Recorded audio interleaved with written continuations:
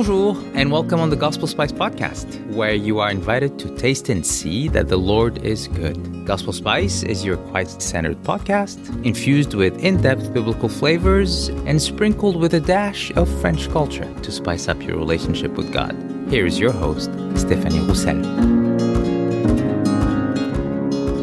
Today is our final episode in the Gospel of Luke. It's a long look at the resurrection. Now, this episode, which is from a live recording that I gave at a women's event, which reminds you, if you want to have me come over to your church, your women's event, just let me know. I'd love to hear from you. But the reason why this episode, this teaching is particularly near and dear to my heart is that I'm basically listing for you a sample of 10 of the reasons that led me to give my life to Jesus. I'm basically giving you the intellectual reasons that convinced me of the historical truth of the resurrection, and that led me to consider the claims of Jesus, because someone who raises from the dead deserves a few minutes of your attention, to say the least. So my whole story from atheism unraveled at this very moment, when I realized the resurrection was a historical fact. That led me to consider what Jesus had said about being fully God and fully man, and it led to the joyful surrender that my life has been, and for which I am so grateful and speechless. It's sheer grace, I can tell you that. So very personal teaching here for you. I hope you'll enjoy. It's our last time together in the Gospel of Luke. Enjoy. Today, beyond Good Friday, I want us to look at the resurrection and what it means. Now, the reason why I want to do that is because, especially if you've grown up in the church, you cannot take that for granted. We all know Jesus rose from the dead, so what's the big deal? We can become a little unfazed with it, and it's perfectly natural, but it's not good, because the resurrection is something that should literally change our lives. And the moment it stops changing our lives, the moment it becomes stale, is because we've lost the perspective of what it actually brings. We take it for granted. And so I want us to look at 10 reasons that make the resurrection mind-blowing to us. And hopefully maybe one of those 10 reasons will speak to you and will be a blessing to you. Let's just dive in with the 10 reasons why the resurrection grounds our faith in reason, but also in miracles. First of all, so I'm going to list you 10 reasons, all right? I'm going to go a little fast, but hopefully I'm going to give you enough nuggets that something is going to tickle your spirit for you to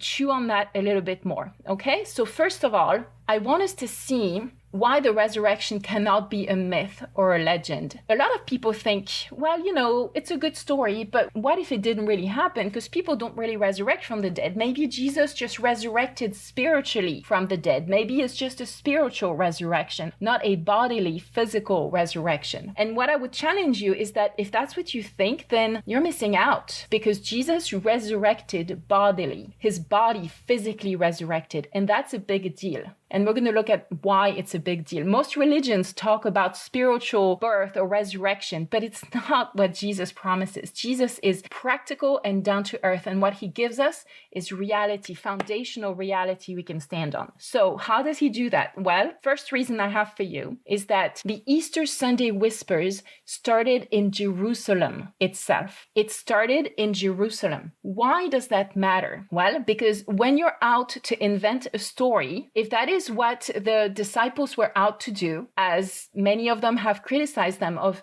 huddling together in a room and making up that story of Jesus's resurrection. Well, if that's what you're out to do, you're not going to ground your story in space. If you want to invent a story, I would say steer away from people and places. How do legends start? Once upon a time in a land far, far away. Why is that? Because that way, no one can check if the facts actually took place, because it's really, really far away that it took place. You can't have access to the original sources. So that makes for a very safe legend. No one can check the facts. But when it starts in your neighborhood, you will not start a legend in your neighborhood, because your neighbors are going to know it's not true. You cannot start false stories and presenting them as facts when there's people around you that can deny those facts. So the fact that Jerusalem was the grounding spot for the resurrection, the whispers of the resurrection started in Jerusalem itself. This grounds our story in reality. This isn't a legend or a myth. It's a historical fact. Legends are born overseas, but true stories are told locally. And so Jerusalem grounds the resurrection in space. Beyond that, it's not just space, but it's also time, because as you see in the gospel story, the resurrection rumors start spreading immediately. Right away on resurrection morning, the road to Emmaus and the two disciples who got to hear from Jesus himself, where that happened on the very day of the resurrection, on Easter Sunday, that afternoon, Easter Sunday afternoon. Immediately, we hear the stories of the resurrection. If you want to disguise a lie as truth, you need to wait patiently, preferably until all of the people whose story you're lying about are long dead, because they're not going to be here to contradict you. If you want to avoid being contradicted and being challenged when you're presenting a lie and you're presenting it as truth, you're going to wait a long time. It's much easier to lie about someone who died a long time ago than to lie about someone who maybe died this morning. Much harder to invent facts about that. Myth don't have a beginning. So not only do they not have a starting place in a place far, far away, but they don't have a beginning. Once upon a time. When is once upon a time? No one knows. That's the point. When you're telling facts, you ground them in time and space. They're grounded in Jerusalem, and now we're seeing they grounded in time as well. Truth has a time stamp to it. And Luke is my favorite for that, because he grounds the Christmas story in particular, but all of the narrative very clearly in his timeline. So grounded in time and space, these are two of the reasons why the resurrection is not a myth. It's not once upon a time in a land far, far away. It's happening in Jerusalem, and it's happening on Easter Sunday. It's timed. Easter Sunday was April 9th. AD 30 is the date of the resurrection. The alternative date that scholars are considering is April 33. But either way, it's very clear that it's an actual date. Third reason, so grounded in time and space, Jerusalem, and starting the rumors immediately. The third reason, seriously, is like so simple. Time and time again, the disciples are going out and they're saying that Jesus resurrected. The authorities are trying to stop them every step of the way, right? You know that. They're trying, whether it's the Roman authorities or the Jewish authorities, they're trying to stop them right away. Even Pilate, who washed his hands, he washed his hands of it all, and yet he was somehow trying to stop all of this from happening later on. Why couldn't they stop it? If I had been the authorities in charge, if I had been a Roman ruler or a Jewish ruler at the time, what would have been the simplest way to stop those rumors? Well, it would have simply to produce the body of Christ. If I had been able to show the corpse of Christ, then it would have squashed this young faith right away. The disciples couldn't have said that Jesus had resurrected if they could produce a corpse. Because again, they weren't talking about a spiritual resurrection. They were talking about a bodily resurrection. Jesus' body was risen, not just his spirit. We saw last week, his spirit resurrected before he physically died on the cross. Remember, he died spiritually, resurrected spiritually, and then he died physically. Well, now he's resurrecting physically. It makes sense. But the authorities could have stopped it so easily if only they had produced Jesus's decomposing corpse. But they never did. They actually admit that they don't have the body. In the scriptures, we read that they're saying we don't have the body because the disciples stole the body. That's their theory. So the authorities agree they don't have the body. The tomb is empty. Everyone agrees on that. So the empty tomb tells us that it's still empty today. So what it does is that it grounds the resurrection in time and space. That's the first two reasons. The third is it grounds it in eternity, because to this day, the authorities weren't able to produce a body.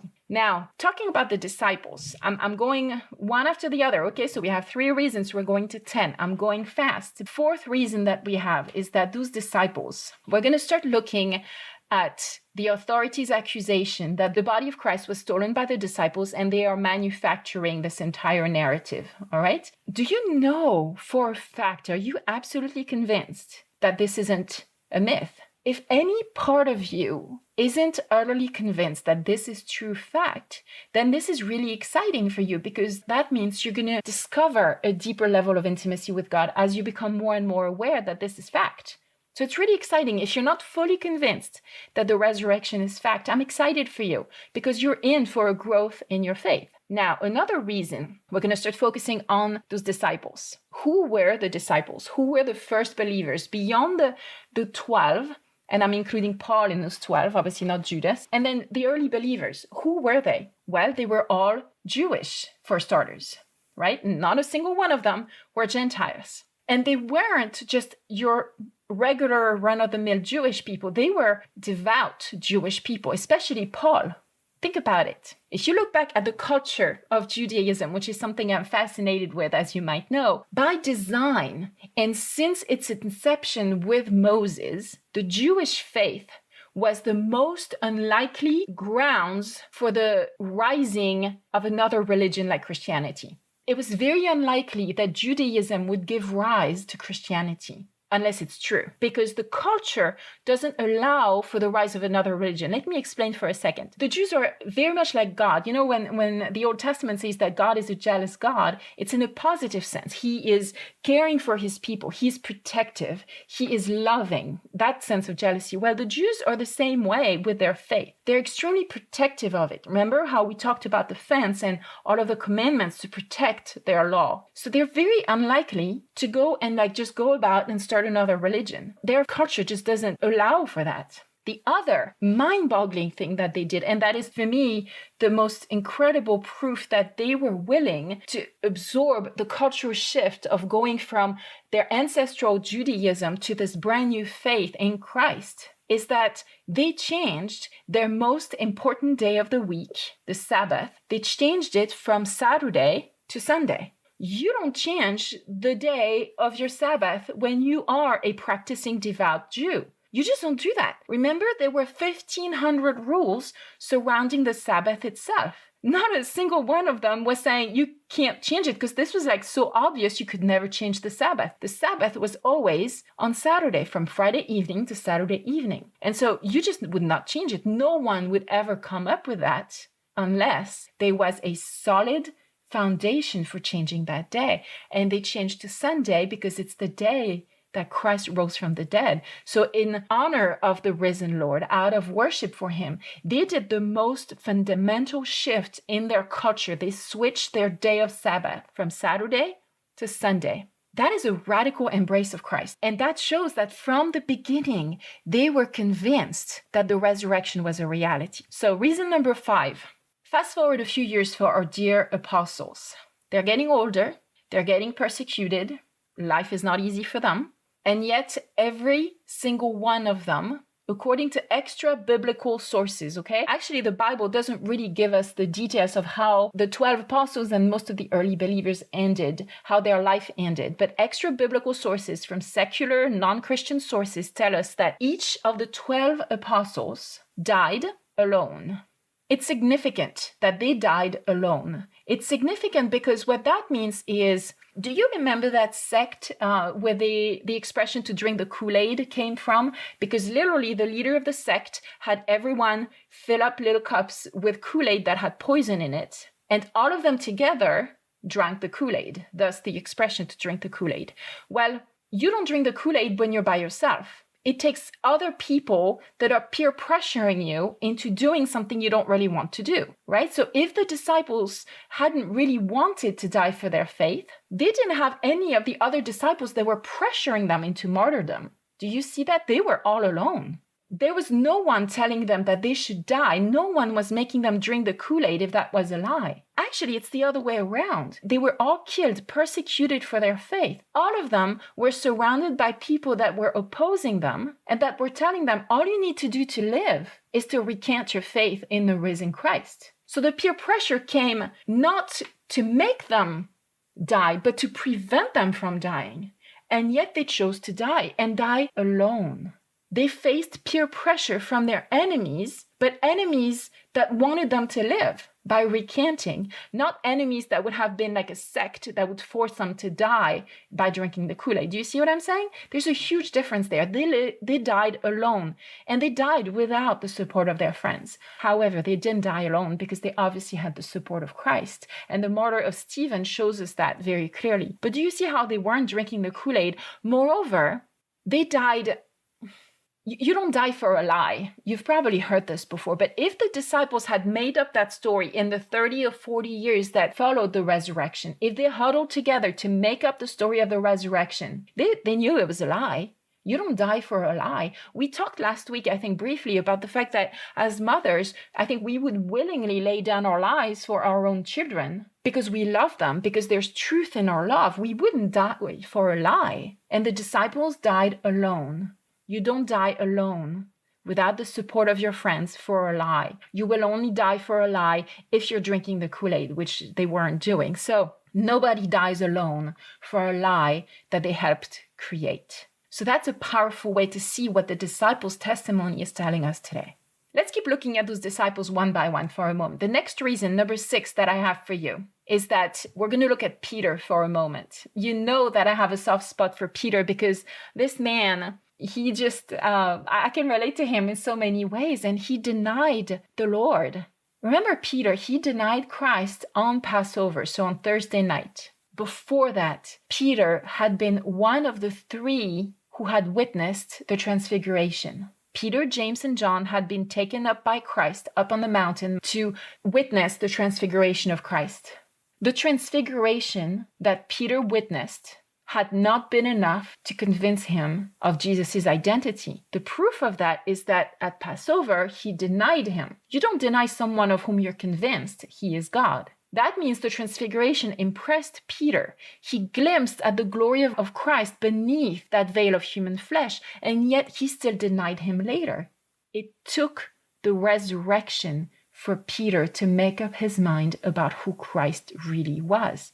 And Peter died alone, a martyr's death, when he was not even willing to admit he knew Christ before the resurrection. The transfiguration didn't lead him to believe that Jesus was Christ. The resurrection did. The transfiguration had not been enough to convince Peter. And yet we behold a very convinced Peter at Pentecost. That took the resurrection. It's not just Peter. That was not reason number 6. Let's look at Paul for just a minute. That's my reason number 7. Paul, who was that ultimate devout Jew that I was telling you about, he would not veer from the law in any way, shape, or form. And he hated with a passion anyone who did, which is why he was persecuting that Christian sect, because he really thought they were enemies of God, because he saw how they were a shift from Judaism. Saul, at the time that was his name, very well understood the shift from Judaism that this Christian faith was causing, and he thought it was the enemy. And he persecuted the church radically until he met the risen Lord in Damascus. Paul is not your run-of-the-mill person. He probably had the most incredible IQ. You know, all the scholars say, you can read from all of the works we have of him, this man was an intellectual mastermind. He was a prodigy. He was the smartest man you could ever meet. Someone who was able to counter every argument, who had a strong faith, who made a strong case, a prodigy of the mind. And yet, when he encountered the risen Christ, he made a 180. He surrendered fully. And here we have 13 letters that he penned, 13 epistles that he wrote to the churches that he started. He started a lot of churches. We probably don't know all of them. And he died alone for his faith. Look at Paul, if you're wondering. And he gives us the reason. You wouldn't think he did it. I mean, you would think maybe he did it for power, which he wouldn't have. He gives us very clearly in 1 Corinthians 15:14 why he surrendered to Christ. And this is what he says. I'm quoting him. If Christ had not been raised, our preaching is useless, and so is your faith. That's pretty radical. He is hanging everything on the peg of Jesus's resurrection. If Jesus didn't raise from the dead, he says, my preaching, Paul says, is useless. I'm a waste of time. And your faith is useless. So stop believing if Jesus didn't rise from the dead. So if you are trying to build a Christian faith that is built on anything but the risen Lord, but the resurrection of Christ on Easter Sunday, you're missing out. Your faith is in vain. That's not my words. It's Paul's. If you deny the resurrection in your heart, if somehow you're not convinced, you're denying the very reason for your faith. And so Not all hope is lost. If you don't really believe in your heart that Jesus raised from the dead, ask him to reveal himself to you. Because if he revealed himself to Paul, who was not seeking him, who was breathing murderous thoughts against the believers, and yet Jesus stopped him dead in his tracks and turned him around, don't you think he will do that for you too if you're a willing vessel? So ask him to show you at deeper levels what he has done for you and what the resurrection means for you, because I can promise you he's not going to turn away a willing heart. So if you're not fully convinced, talk to him. If you need more encouragement from him, he will give you that. That's a fact. That was reason number 7. Number 8, look at Peter, look at Paul, look at any of the disciples. Look at the countless stories that not countless, but the many stories they've left us in the Gospels. Now, if those disciples huddled in a room at some point in the years that followed the death of Christ, if he didn't raise from the dead, picture those guys huddling up together in a room and trying to come up with a story that would make sense, a story that would encourage people to follow after them, a story that would launch a new faith that would be based on a story, not on true facts, but on a myth or a legend. We talked at the beginning, there's some things they would never do. They wouldn't ground it in time and space. But another thing they wouldn't do is that they wouldn't portray themselves so embarrassingly. If I was Peter and I was making up that story, I would not mention that I denied Christ. I would just kind of sweep that under the rug. If the disciples were seeking to cultivate their own glory, they would have omitted those facts. They would not have included them. We would not have known. We know because they've included those facts. One thing that is one of my pet peeves is when I watch Christian leaders that are all about self-promotion and self-glory. All they want from you is that you think they're just the best thing since sliced bread or whatever the expression is. That grosses me out to no end, because that is not the point. Our faith is about praising him and glorifying him, not ourselves. I just can't stand Christian leaders that are all about self-glory and making themselves look good and just kind of lying and covering facts that are not good if it makes them look better. That's not what the disciples do. They highlight their shortcomings a little too prominently to allow room for anything that is anything but truth. They are so committed to telling the truth that they even tell the truth when it's embarrassing to them. I don't mind telling the truth when it makes me look good, but when the truth makes me look really bad, am I just as willing to share it just because it's truth? Or am I just gonna put things under the rug and ignore it? For example, and it happens to all of us, we're all tempted to do that. We're all tempted to make ourselves look better than we actually are. Well, just 2 days ago, I was talking with someone and we were recounting a conversation we had, and I was recounting how I had perceived the conversation. And in that conversation, if my perception was correct, I had been a little offended by something. And that person was saying how that's not how they felt the conversation had gone. And I was pretty convinced that I remembered correctly what the conversation had been. And I was trying really hard not to be offended, but it was a little hurtful. Well, a bit later, someone else who had been a part of that conversation came to me and said something that forced me to realize, you know what? I'm wrong. And that my memory of the event is flawed. I don't remember that third party when they came in and told me, because that person at that point had gone, what had happened. That person confirmed what the other person had said and not my version of the story. So at that point, I realized that it wasn't, I didn't do it on purpose, but the fact is, I had misrepresented that person in my heart because I was now accusing them of having said something that they hadn't said. Do you see that? So I was left with a choice. That person was gone, so they didn't even know that I knew that I had been wrong at that point. The easy thing, I'm telling you, is you know what my temptation was? To just ignore it. It would have been so much easier not to call them back, not to say anything. They would never have known. And I had actually been convincing enough that they probably were wondering if they were right or wrong too. See? Or I could do the hard thing, which was to call them and to say, I'm sorry. I was wrong. I misrepresented what happened. It was an honest mistake. I sincerely believed it, but I misheard you. And as a result of that, I had a flawed perception of that conversation. And I'm sorry, would you forgive me? That was painful. I didn't like doing that. But what that did is that it restored the relationship, and now there's a deeper level of trust between us. It's painful, but it's the right thing. So you tell the truth, regardless of whether it makes you look good or bad, especially when it makes you look bad. All of us love to tell the truth when it makes us look good, but what about when it makes us look bad? So number 9. If those disciples were huddled in a room trying to make up that story, I have very dear friends who are fiction writers. I've been learning a lot about how to write fiction. I don't write fiction. That terrifies me. I would be terrible at it. But it's fascinating for me to listen to fiction authors that are discussing their ideas, because I only write nonfiction. It's very, very different. But fiction, by definition, is a story. It's not true. How do you write a book of fiction?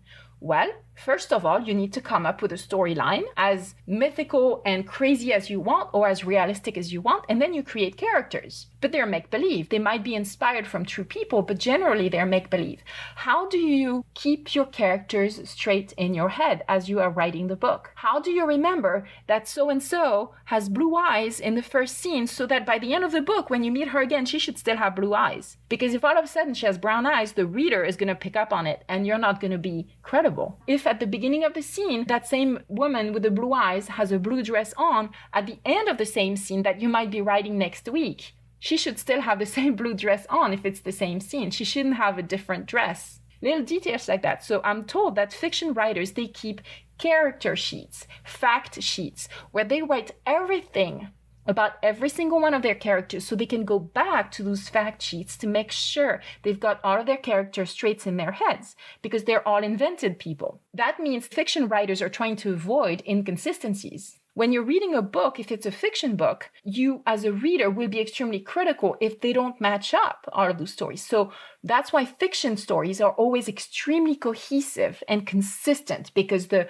author works really, really hard at it to make them credible. Have you ever noticed how real life is often not nearly as credible as fiction? That's where reality is more incredible than fiction. And the inconsistencies in reality have to be dealt with. We do not live in a world of fiction where there's no inconsistencies. And because the Gospels give us a true story that actually happened, because it's reality, then by necessity, it has its inconsistencies, or what comes across as inconsistencies. For example, have you noticed how sometimes the gospel authors seem to contradict each other? They don't have it all lined up. They don't have their character sheets like the fiction authors do, in order to make sure that they're describing exactly the same things in the same scenes, in the same way.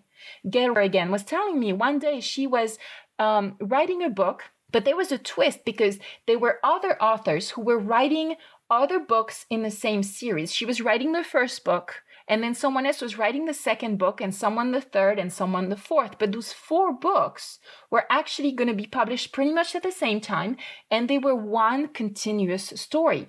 So book 2 picked up where book 1 ended.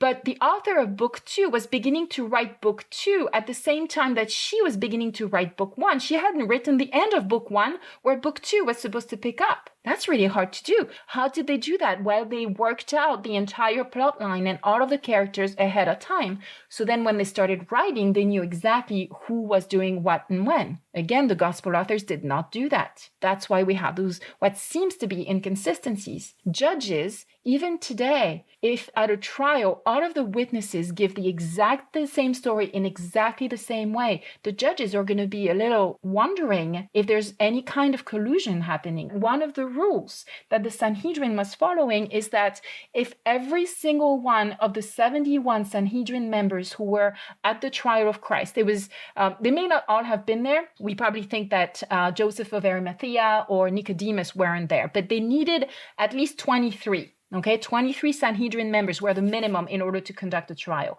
Maximum was 71 if everyone was there. So between 23 and 71 men were present at the trial of Christ. We don't know how many, but for 100% of them, the vote against Christ was unanimous. They weren't allowed to do that. If the vote was unanimous against the accused, then he was actually declared innocent, because the Jewish Sanhedrin was wise enough to know if 100% of the people agree on something, there's something fishy about it. It's probably not truth. There probably has been behind the scenes collusion. actually, it's interesting because the Jewish culture is so into disputes and debate. They love debating and disputing things and just having intellectual arguments. They never agree on anything. And all of a sudden, here we have 23 to 71 men in the Sanhedrin that are agreeing unanimously in a culture that never agrees about anything. That proves collusion. And we don't see that with the gospel authors because they don't all share the same stories with the same details. The eyewitnesses are describing the same events through the lens of their own experience. All right, last reason, and I kept it last on purpose. Reason number 10. Reason number 10 is that it's probably one of my favorites, and you'll understand why as soon as you hear it, is that the first resurrection witnesses were women. And you've heard this before. And I'm talking a mile a minute because I'm super excited and there's just so much information I want to give to you. But let's just pause for a second. The first resurrection witnesses were women. Now, if the disciples were making up that story, they would never, ever have chosen women as a primary source in their culture. For a lot of reasons. But the primary reason is that, I'm sorry to say, but women weren't valued a whole lot in that culture. For example, women could not be witnesses in court. And yet, the gospel authors use them as witnesses. It makes no sense. If they're trying to make up a story, they're going to choose powerful men in position of authority to assert the resurrection of Christ. But they're not making up a story because that's not how it happened. How it happened, it's that the women were the first. So they're committed to telling the truth, even when it makes them look bad. And boy, does it, because women could not be legal witnesses. Now, women in the Jewish culture in the first century were actually pretty well treated in contrast to the surrounding cultures. So I know you've heard this before, that the women weren't treated as equal and that they had very little rights, that they were nothing but glorified cattle, to be honest. And it's true. Especially by our own 21st century, very modern Western feminist standards. The women were treated very poorly, but actually they were treated better than they were in the surrounding culture. And by the way, that is one of the things I love most about our Lord, is that he treated women with such respect. He treated them as equals. The way he talks to the woman at the well, the way he talks to Mary and Martha, the way he talks to the woman who anoints his feet, the way he talks to his mother Mary, he treats women with a respect that is totally not the cultural norm. He is completely revolutionary in the way he treats women as equals, as co-heirs in the kingdom. And Paul talks about that in Ephesians, actually. It's interesting. But the surrounding cultures, it was way worse. One of the best examples we have of how the surrounding cultures treated women is in the book of Esther. Esther, the book takes place in about 450 BC in the city of Susa in Persia, in what is modern-day Iran. And I know you've all heard the story of Esther, and she's the pretty beauty queen pageant girl, but I don't think that's the reality. This was human trafficking on a grand scale. Esther was human trafficked because the king wanted sex slaves. That doesn't make for a really good Sunday school story, so we don't really talk about Esther that way. But the thing is, she was a victim of the way women were viewed. They were nothing but sexual objects. Vashti, look at Queen Vashti and why she was evicted from being the queen, because she would not comply to her drunken husband's needs and desires because they were wrong. So Esther is really, if you want to look at Esther from that perspective, it's absolutely fascinating. My point is, that's how women were treated. Not like queens, but like objects. They were there to have kids, to raise the family. There wasn't a whole lot of honor given to them in the surrounding cultures. The Jewish culture was much better, much, much better. Not great by our standards, but much better. Nonetheless, the women should never have been primary witnesses. The disciples would never have described themselves as huddled on Sunday morning in the upper room, huddled in despair, when the women were outside witnessing the empty tomb, and then the women are coming back to tell the disciples about it. They would never have said that unless it was true. Painful as it was. The fact that they are so unwaveringly committed to truth is the only reason that would make them include women in their narrative, because that's how it happened. And it just tells me so much about how the Lord views us as women, as co-heirs with him, as equal partners in his kingdom. So that's what I wanted to tell you about those 10 reasons. My prayer is that one of those reasons kind of stood out to you, and maybe you were able to experience a little bit of the resurrection from a different perspective. So let me pray as we wrap up. Lord God, thank you for the resurrection. Thank you that we don't have to check our brains at the door when we become believers, but in the contrary, you challenge our intellect. You challenge our faith to go places we would never have imagined in a million years. And Lord, I am so grateful that through a deeper intimacy with you, we are fully satisfied in our heart, but also in our mind, and that our reason is stretched and challenged, and you take us deeper into you, deeper into the infinity of who you are and what you have done for us. And the resurrection proves beautifully what you have come to accomplish for us. We surrender to you.